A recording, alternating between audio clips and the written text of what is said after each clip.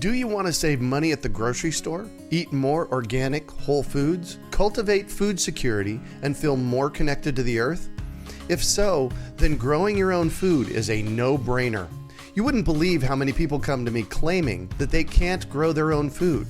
They think they don't have enough space, that they're too busy, or that they simply don't have what it takes. Perhaps you've fallen for one of these gardening myths.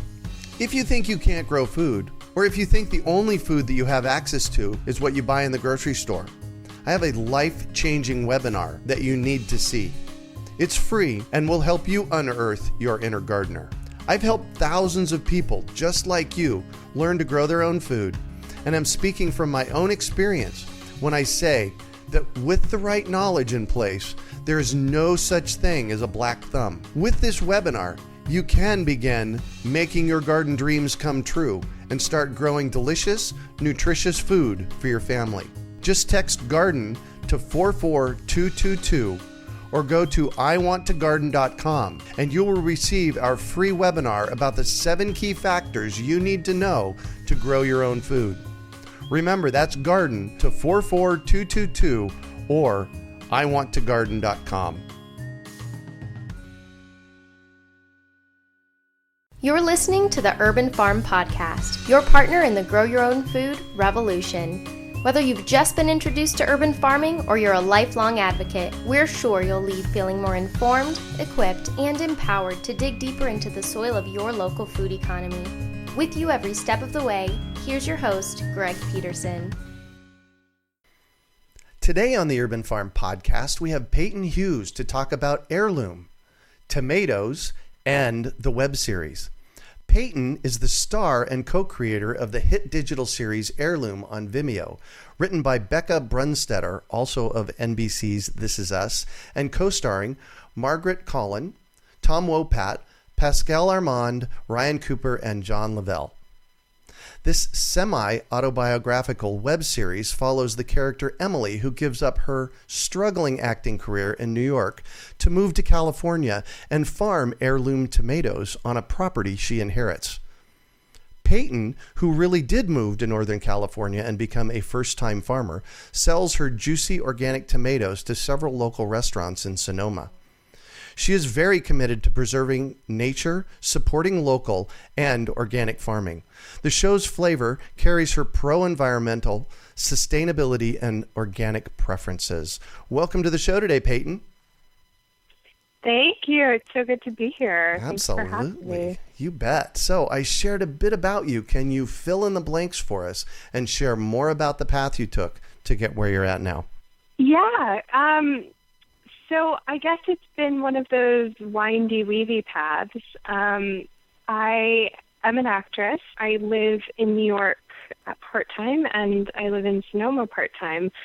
And I guess I sort of stumbled into organic tomato farming because my fiancé and I have a house in Healdsburg, California, which is about an hour and a half north of San Francisco. And there was an old garden plot that was sort of overgrown and decrepit above the house. And being someone that could kill a cactus, we thought it would be fun to plant some things. And so the first year we just planted, a few tomato plants, some peppers, some basil, some, zucchini, watermelon, and just sort of went to town and had a good time with it. And I have a friend named Edith who was over having dinner one night, and she sort of remarked about how amazing the tomatoes were and that they were the best tomatoes she'd ever had in her entire life. And she said, Payton, you should be selling these. And I was like, okay, Edith, that's about the weirdest thing that anyone ever said to me. I don't know who you talk to about that. How do you get started selling tomatoes? It's so strange. And quite frankly, I'm doing enough strange things with my life, pursuing acting. So I've got enough on my plate. And I actually flew back to New York the next day for a Shakespeare gig. And without me knowing it, Edith sort of snuck into the garden and took some tomatoes. Oh, my gosh. And brokered a deal at a local restaurant for me. So that, that first year, I made $900 off of tomatoes. Wow. I know. And then the following year, I was attached to a movie that we thought it was going to be my big break. It was a really big deal. And then the studio put it into turnaround about a month before we were supposed to start shooting. And so I just at that point had felt like I'd been spinning my wheels for a long time with acting and needed to actually see the fruits of my labor, puns intended. And so I sort of went to town expanding the garden plot, and I didn't really think about it. I didn't really know what I was doing. I just sort of wanted to make a garden and to plant tomatoes. So that year I planted 250 plants. Oh, wow. Not realizing how many tomatoes that was. Yeah. And then they grew as they did, and I sort of got back to the farm and looked at them, had a panic attack because I felt largely responsible for having made these, tomatoes become tomatoes. And so I made little sample bags and I started taking them around town. It was a Friday afternoon at 5:00. I was covered in dirt and I was just so desperate. And so, I remember the first restaurant I walked into, I just sort of stood in the restaurant and I was like, hi, can I talk to whoever buys produce for you? And they were a little afraid that I was scaring off the customers. So everyone agreed to take the sample bag and then let me leave, don't call us, we'll call you. Right. But the tomatoes were really good. And so, that's kind of how I started the business. Wow. Kind of out of your control. It was like the universe stepped in and said, we're doing this. Exactly. Yeah. It was, sometimes you're given tomatoes, not lemons. Oh, that's good. Yeah. That's good. So I have started watching your web show, and we're going to talk a lot about that today. But I've started watching your web show, and episode 1 kind of has this flavor of an actress that is just really not happy with acting. In fact, the first minute and a half is kind of unsettling, I would say. And yeah. And it sounds to me like that's kind of a reflection of your life and how you got here. Is that, am I on track here, or am I blowing smoke? No, definitely. It's funny because there's a lot that's fictionalized in Heirloom, but the seeds of it are definitely all sort of from me. It was funny because I think, having been an actor for a while and having lots of friends and loved ones who are also actors, I think that most of us go through that sort of situation where acting is one of the best, most amazing, fulfilling careers you can choose when you get to do it. And there's a lot of time in between when your Broadway show ends and when your next TV gig is sometimes. Or some weeks, like last week I had 7 auditions, which is insane. So just the prep for that is it's enormous. Whereas, I might not have had any auditions the week before. And so that sort of a balancing act is also a little tricky about it. And I definitely think you walk into these rooms and you have no control. You have no idea what's going to be thrown at you. It all happens really quickly. And a lot of times you're reading bad writing too. And so you're just sort of like, oh God, this isn't what I meant when I was whatever age you were and had the first seed of a dream of wanting to be an actor. And so I think you definitely, in episode 1, see Emily struggling with that, struggling with, this is not fun, this is not creative, I'm working my ass off, I'm not respected, I'm not doing what I love, I don't even know what that looks like anymore. And, I think that is really a place where change can happen for anyone. I think a lot of people go through that in their careers, in their lives, as you've sort of like lived one sort of storyline of your life out, and then you've gotten to a point where you're like, you know what? I've learned enough about accounting. I'm ready to like, you know, up and go. Like, what else do I want to do? And so I think that's where we kind of meet Emily in episode 1. Yeah, nice. So, but the characters in here, in Heirloom, they kind of reflect people that are actually in your life. Yeah, definitely a little bit, yeah. Well, you know, Tom Wopat plays Lynn Brown. There's really a Lynn Brown, is there not? There is really a Lynn Brown. He's quite a well-known farmer in the Bay Area, actually. He provides a lot of the produce to some of the bigger restaurants in Napa and San Francisco, like the French Laundry and Bouchon, all of those lovely places, Cindy's Backstreet Kitchen. And so I met Lynn, and, you know, you drive up into his farm. It's one of the most difficult places to find just because there's not a map. He sort of has a Yelp page now, but like he's never spent a dime in marketing or anything. And there literally is just this sort of wooden sign that points and says farm.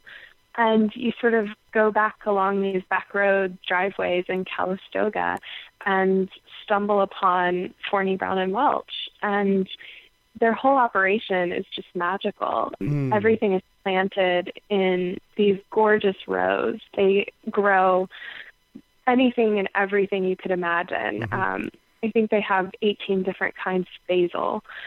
And it's just sort of magic. And Lynn's face lights up when he's talking about anything that he's growing or anything that he has heard about that, you know, he should be growing or anything. And sort of his passion for it and his knowledge and excitement about passing that along to everyone that comes to see him was just really infectious to me. Like, I was so inspired by it. And, you know, passion is something that I definitely try to lead my life with. Yeah. And so he sort of helped me kind of fall in love with tomatoes. So in episode 2 of Heirloom, your series, that's as far as I've gotten, by the way. In episode 2, that's when you meet Lynn, and there's this interaction where he's kind of a little bit standoffish, and then he surprises us and invites you for a drink. You know, just like a soda. Yeah. And soda pop, yeah. A soda pop, yeah. And is that kind of how it went when you arrived at his farm? That's a fictional piece, but I don't even remember the first time I met Lynn, actually, to be honest. It was almost like I've known Lynn forever. I think everyone feels that way about him.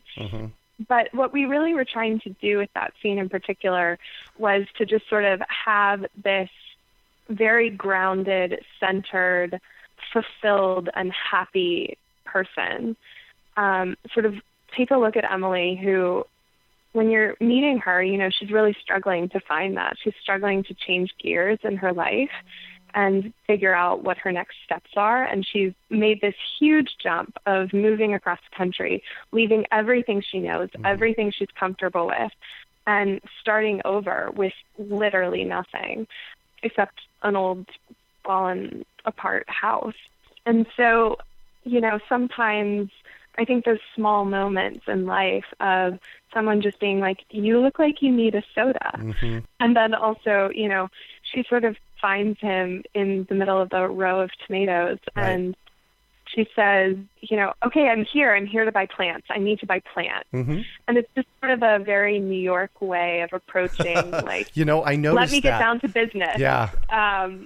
And she does it very friendly because that's sort of her MO, but she definitely gets down to business. Whereas Lynn sort of says, you know, stop and smell the roses, or let's stop and drink an orange pop. Yeah. So, yeah. Yeah, I'll tell you, that scene where he hands you an heirloom tomato. And it has me bite into it. Yeah, well, and that was kind of surprising. That was one of those things, okay, when what went through my mind when he handed it to you, it was like, okay, she's going to take it home. But no, you actually took a bite out of it right there on camera, and it was a surprising moment. And in fact, I'll say that that's one of the things that I like about your show is there's a lot of fun, surprising moments. Oh, thank you. Thank you. I think you've built those into it, haven't you? A little bit, yeah. We definitely built in moments for surprises to happen, too, I think. But having, a lot of times we sort of jokingly refer to Heirloom as the show where everyone's biting into tomatoes. Like, that was really, I don't know, like, we just really wanted to spread the tomato love, basically. Yeah.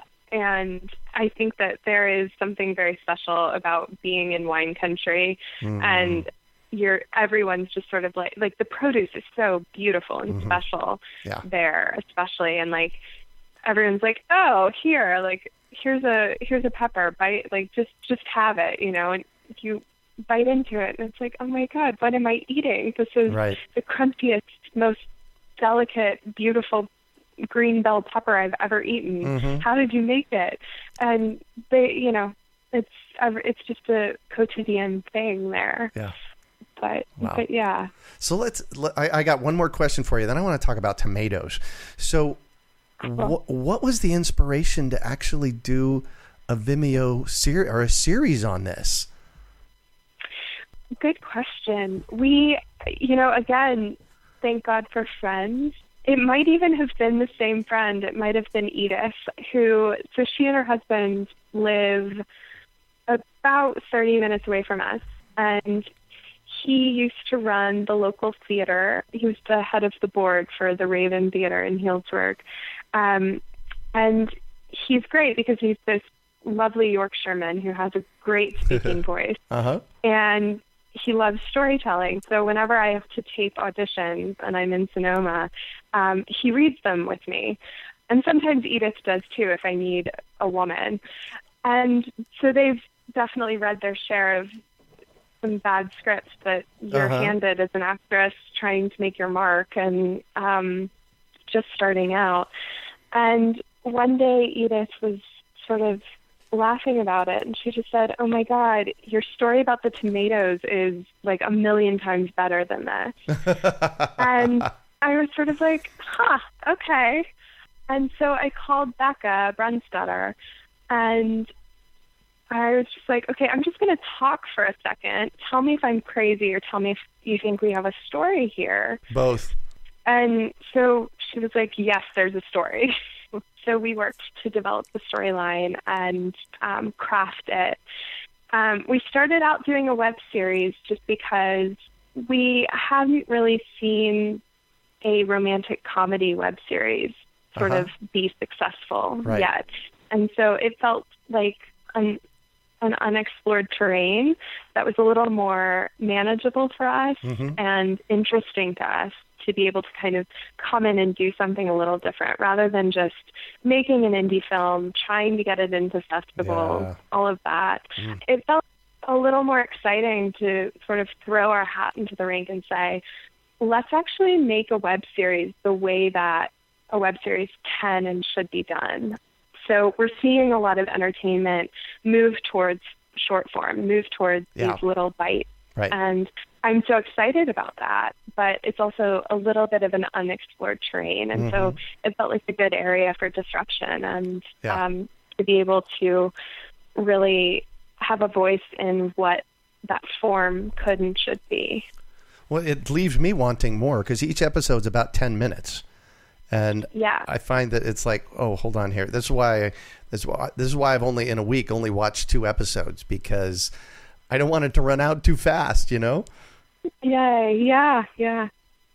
Are you going to do a season 2? We hope so. We're ready with our ideas. If anyone knows anyone at Lifetime, TV Land, Hallmark, ABC Family, any network that might be sort of interested in having a millennial women story about empowerment and love, give a holler. Yeah. Amen. Amen to that. So let's talk tomatoes. I noticed on your website, the cast is all kind of subtitled with tomato names. Oh, yeah. Which is quite cool. That's true. So how do you choose your tomatoes? Tell us about your tomato story. I listen to Lynn a lot when I'm choosing my varieties. And then each year I sort of adjust based on what did really well the year before, what didn't. And then I try some new things. And sometimes Lynn and I get into arguments about, I just didn't plant something right, or I change up the corner of the garden in which I planted it. And so you kind of go from there. But I think the most fun I have when I'm choosing the varieties is to sort of play with the different colors, to play with the different flavors, to play with the different names, and just kind of make this big basket. And I plant way more tomatoes than is sane for anyone plant. But even if you're just let's say you have room to plant 12 tomato plants, I think that going in and, having definitely 2 different varieties of cherry tomatoes is good. Oh, right. And then having a few different beefsteaks, having if you want to can tomatoes, then I would have 2 sort of Marzano, Romas, those kinds.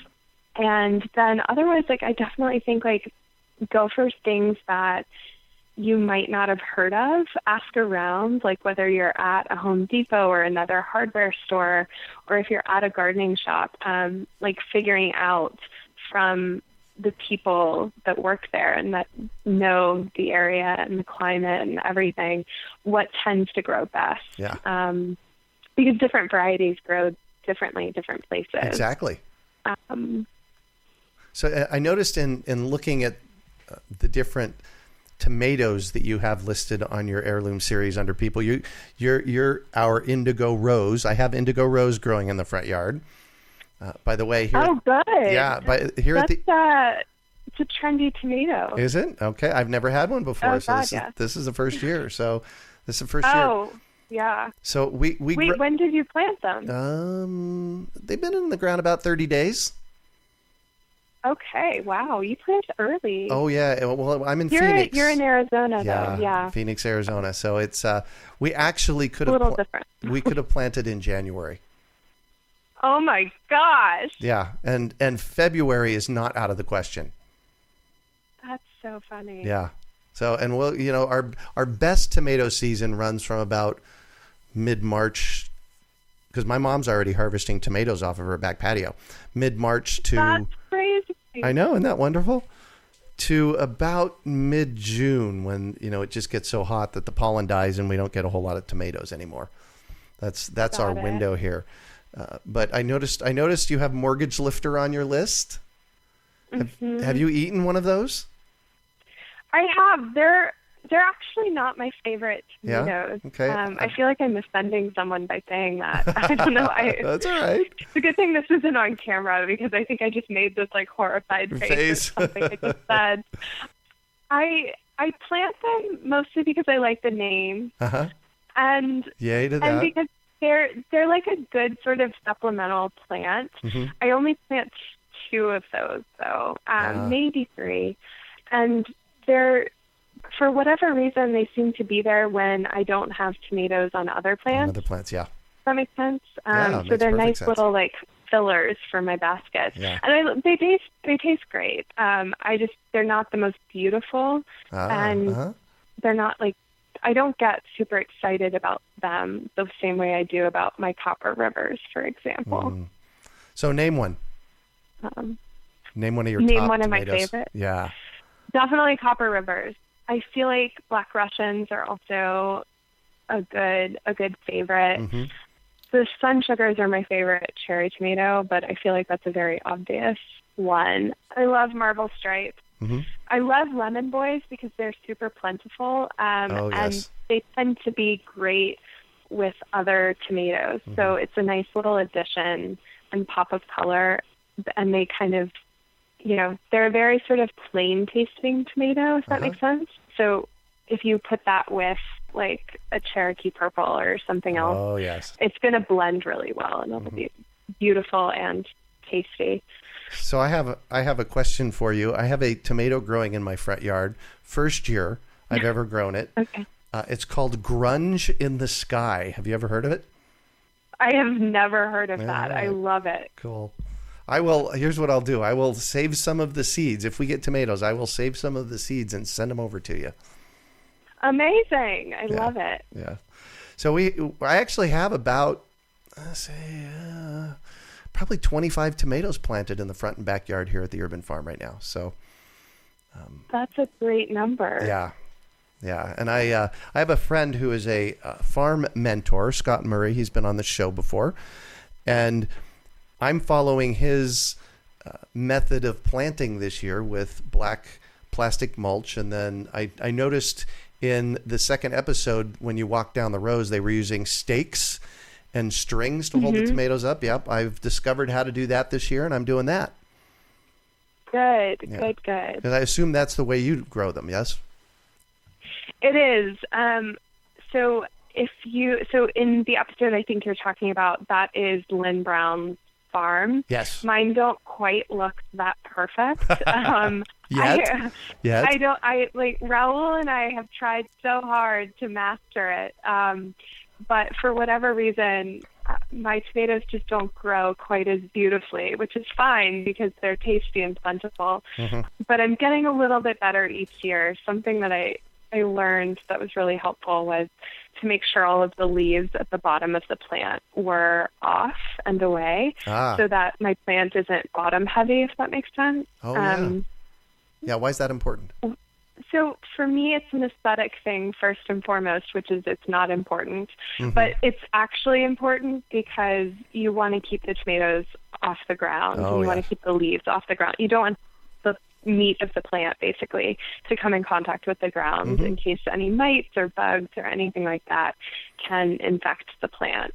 And so if that happens, though, like if you do have tomatoes that are growing sort of on the dirt, just take like a brick or a stone or something and prop the tomato up to keep it off the ground. Yeah, all right, good. Yeah, there was definitely one year where I had like 5 million rocks in gardens propping tomatoes up.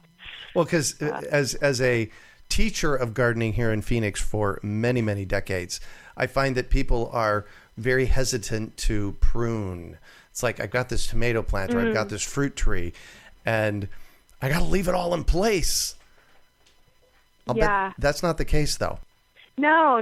I think for me, as someone who doesn't cook, didn't grow anything prior to this, I think there was always this sort of fear of, oh my God, I'm going to hurt it, or oh my God, I'm going to kill it.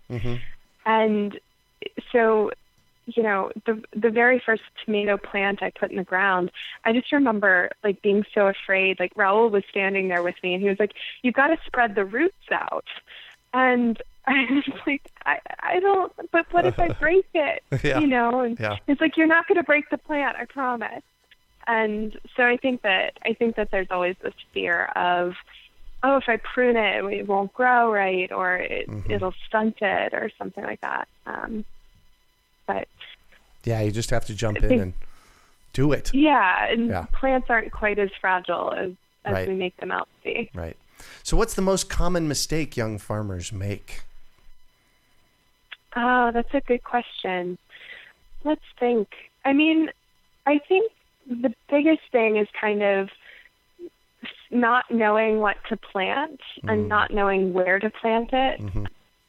For tomatoes, I think a big thing that I've seen as like a semi-tomato expert that, all of a sudden I've had just so many conversations about tomatoes, and it's great because I'm learning about people that are planting tomatoes in Georgia and now Arizona and Virginia and New York, upstate and everything. But typically I think with tomatoes, the biggest mistake is overwatering them. Oh, yes. And there's this sort of conception of a tomato being, so much water in the fruit, and so they must need water. Mm-hmm. And that's actually not the case.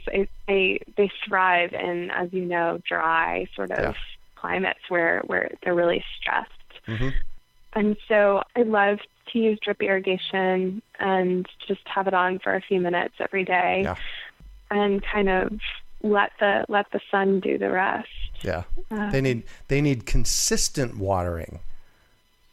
That's true. Yeah. And I mean, the thing about like having a drip irrigation, it's so simple. Mm-hmm. It sounds like it's such a fancy thing, but you can go to Home Depot and get the tubes and get everything. And it's $40, Yeah. It's so simple. And then you don't have to worry about it. Mm-hmm. And you don't have to like measure how much water you're using or anything like that. Yeah. Yeah. Cool. Cool. Anything else you want to say about tomatoes before we move on? I don't know. I feel like I want to ask you about grunge in the sky. Grunge in the sky. Well, when I find out, I will let you know. Beautiful. Yeah. It's such a cool name, isn't it? It is. That's why I bought it. We have a local... See, that's half the reason you should buy whatever tomato plants are speaking to you. Exactly. Yeah, we have a local grower here that Suzanne, and she just grows out all these amazing tomato varieties every year. She usually has 30 or 40 every year, and 10 or 15 of them are new ones that she's never grown before. Oh, wonderful. Yeah, so we get them as 4-inch potted plants, and they're 4 to 8 inches tall, and that's what we start with in February and March here. Right. Yeah. So, all right. So I'm going to shift on you, and I'd like for you to talk about a time you failed, how you overcame that failure, and what you might have learned from it. My mind is still a little bit on tomatoes. Okay. So I'm going to give you a tomato story. So the very first year that I had the 250 plants, so my first year really selling tomatoes, I can't even imagine 250 tomato plants. 25 tomato plants makes more tomatoes than I can even imagine, and 10 times that kind of blows me away. It's a lot of tomatoes. Yeah. It's a lot of tomatoes. I'm thinking about planting some other stuff this year, so we'll see how it goes, just to balance it out. Yeah. But the very first year that I had the garden, I had a dear friend of mine, Margaret Colin, and his family up for sort of a Sunday brunch kind of thing. Mm-hmm. And his wife is this amazing nutritionist, Sandy Kleiman, in the Bay Area. And Harlan had been influential in founding like MTV and some very big networks. And we just had this day of walking around the garden and picking our tomatoes and, baking ciabatta from scratch, Sandy, and doing fun things like that and having this gorgeous lunch. Uh-huh. And the garden was just so beautiful. It was in full bloom. I think it was August 5th. It was that time where all of the sort of big beefsteaks are coming in, and you've got like all of the earlier blooming tomatoes still there. But you're starting to get some of the later season tomatoes coming in too. And it's just very green and lush sort of in this 2.5 week period. And everything was great. And I left to go back to New York. And so when I'm in New York, I text Raul and I say, hey, Raul, like, can you deliver 50 pounds to Chalkboard, like 50 pounds to Barton Diva, 25 pounds to Ralph. And, that's how we sort of manage the tomato deliveries. Uh-huh. And so a couple of days after this event, I started getting these panicked text messages from some of the chefs that I supply tomatoes to. And they were like, so instead of, just a 15-pound delivery, they wanted 40 pounds. Or, everyone was clamoring for more tomatoes. Wow. And I was like, oh, this is great. That's all of a sudden business is booming. Yeah. Fabulous. And so I told Ralph he could have 50 pounds. And then I texted Raul and, said, hey, here's the stitch. And Raul texted back and he goes, okay, so no more tomatoes. And I was like, wait, what? What? And so apparently there had been a hailstorm like 2 days after I left, and it sort of destroyed the garden. And I flew back as soon as I could. And when I walked in, it was still like there was this mist in the air. It was still like very cool. Mm-hmm. And it was sort of like a graveyard. It was really depressing. Like there were no ripe tomatoes. There were a few green tomatoes, but like nothing. The garden was just stinted. It was not growing, nothing. And I was just sort of crestfallen. And I felt like I was in this weird place because, I have set deliveries to all of these restaurants. Yeah. And so I felt like I was failing. I wasn't doing my job. And I also didn't want them to go find another farmer and to lose the business, So I just remember going around to everyone, and it was one of the hardest conversations I had, like just being like, I'm sorry, I don't know what to do. Like this is, it was kind of my first year gardening. Mm-hmm. And everyone was so kind about it. They were like, don't worry, everyone's having this problem. Mm-hmm. We get it. We're going to change up our menu, everything. And I even, like at one point, it sort of got me started, like problem-solved thinking mindset. And so, I was totally ready to start selling fried green tomato kind of thing. Yeah. And like figuring out how to market that and how to like make that a thing in Healdsburg or something. But I did go to Lynn Brown, and he told me about this magic formula called fish emulsion, which apparently you're supposed to plant a couple times a season. Yep. And I had never heard of it. So it was my first time using the fish emulsion, and just sort of like the garden like came right back within days. It was incredible. Yes. And so I think that for me, like there was this dual lesson of don't be afraid to ask for help, and don't be afraid to like explain to people when you're having a problem doing what you said you will do. Yeah. That's a big thing for me of like, when you say you're going to do something, like get it done, Yeah. And so, but sometimes Mother Nature gets in the way. And that was another sort of thing for me too, of like, life has its own plans. Right. And sometimes you have to just kind of go with the flow, and people understand, people get it. Mm-hmm. And so that's my epic, that's probably my biggest tomato farming scandal. Scandal. And failure. Listen to you. Yes, failure is a better word. That was quite epic. That was quite epic. I've had a few of those along the way. So, and I love your learnings from it. What do you consider your biggest success? Again, I'm going to go to tomatoes. Okay.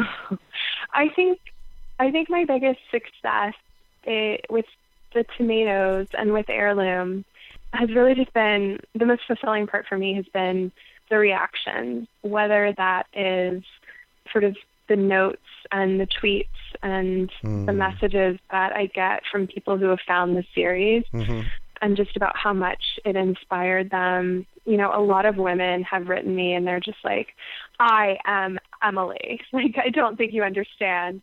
I'm working this job that I don't like, and all I want to do is go move out and start farming. And I even started this little garden on my porch, things like that.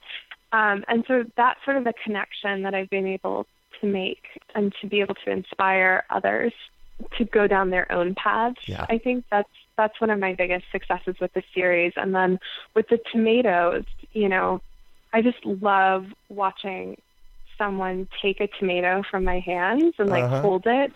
And there's this, it's almost like there's a glow that pops up onto their face because they're slightly afraid of it. It's slightly majestic, and it's gorgeous, and they know it's going to taste good. And then that moment of being like, okay, it's okay, you can bite into it, and then watching them actually take that bite, it's just priceless. It's priceless. So that's one of my favorite things about this whole journey. Yeah, I'll tell you what, I get to inspire people too about growing their own food. And that for me is one of my biggest successes as well, is when I get feedback from people and they say, oh, I had this guy the other day. I was at the farmer's market, shopping at the farmer's market, and I walked into his booth. I don't really know him. I've seen him a couple of times, and he walked up to me and he said, oh my gosh, Greg, thank you so much. Your podcast changed my life. And then he proceeded to tell me over the course of the next couple of minutes what he did and how the steps he took. And it was like, oh, that's epic. Yeah. So I can completely get that.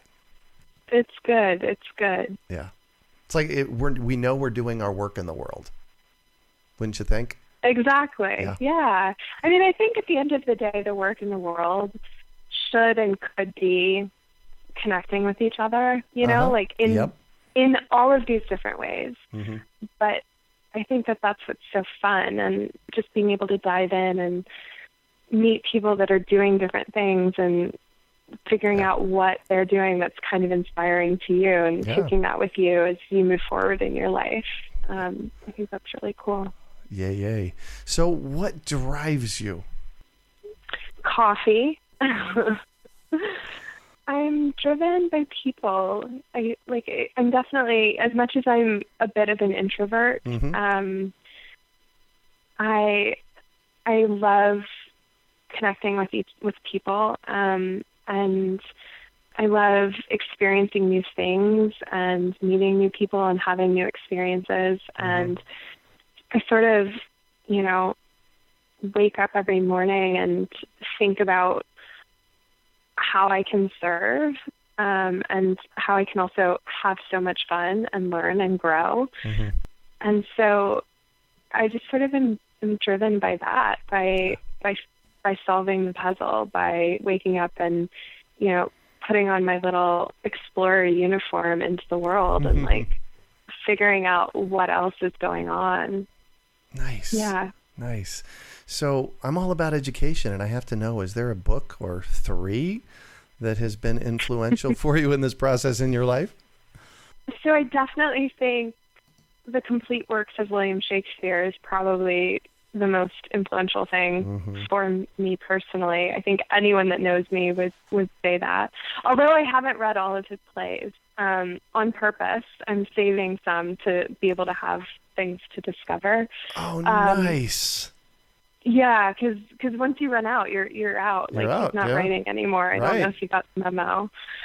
But I definitely, there's seeing Shakespeare done well and being able to just sort of sit in a chair in the morning and reread one of his plays is definitely one of the bigger things that has been a constant in my life. Even way before I was acting, I loved Shakespeare. And so just his poetry and language and stories have really egged me on to become an actor, definitely. Yeah. And then the other books, I definitely think The Hours is my favorite novel of all time. Michael Cunningham, if you're listening, I think you should write something with a role for me in it. Basically, anything he writes makes my heart cry and laugh and sing. And definitely also Letters to a Young Poet was a big one for me, like when I was younger. Right. When I was in high school. What one final piece of advice do you have for our listeners?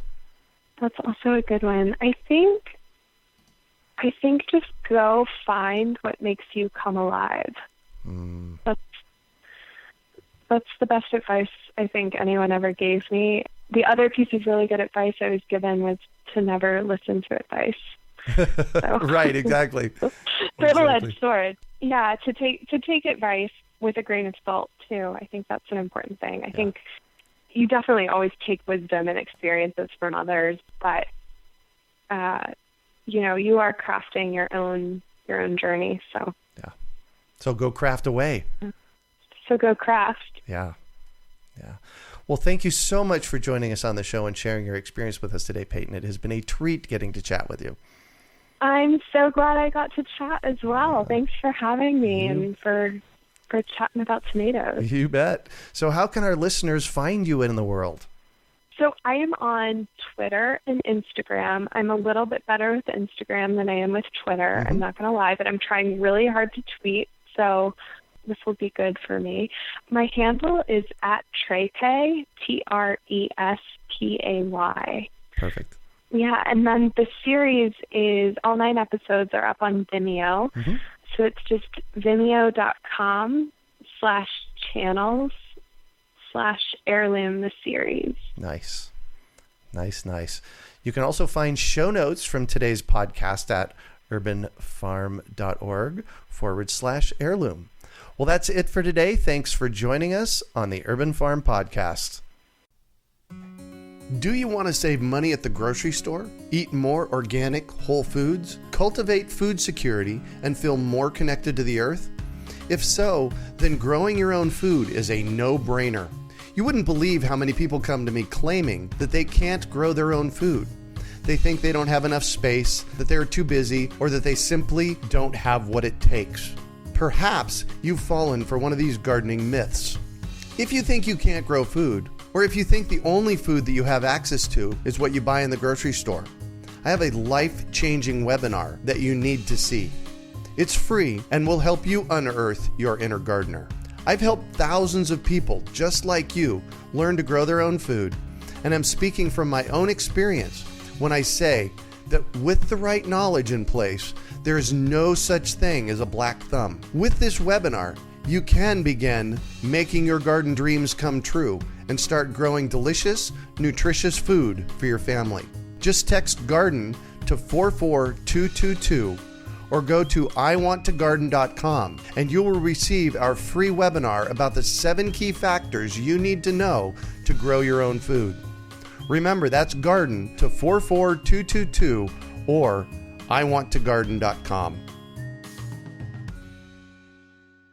We hope you enjoyed today's episode of the Urban Farm Podcast. Remember to listen 3 days a week for tips, advice, and resources to help you on your journey with urban farming. You can find us on the web at urbanfarm.org or send us an email to podcast@urbanfarm.org. In the words of Vincent van Gogh, great things are done by a series of small things brought together. Be encouraged that with each lesson learned and skill developed, you are one step closer in the direction of your dreams.